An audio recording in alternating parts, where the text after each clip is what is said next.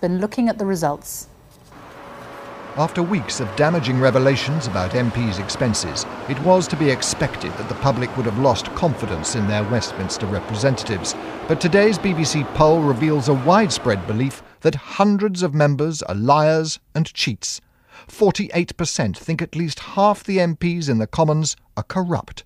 76% don't trust them to tell the truth. 62% think they put self-interest ahead of the country and their constituents. Politicians are absolutely corrupted. They should just get rid of them all.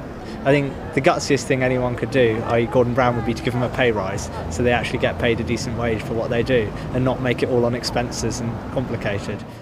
Makes me really, really, really angry.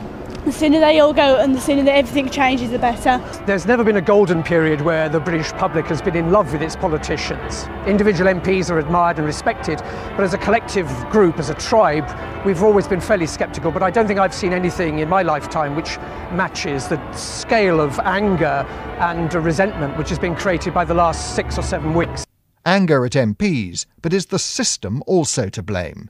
80% of people say yes, Parliament itself is at fault, with 85% arguing that an independent judicial body needs to be brought in to scrutinise MPs' activities.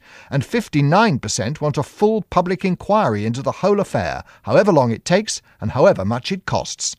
The political parties have been falling over each other to come up with ever more radical plans for the reform of Parliament, and there is demand for change.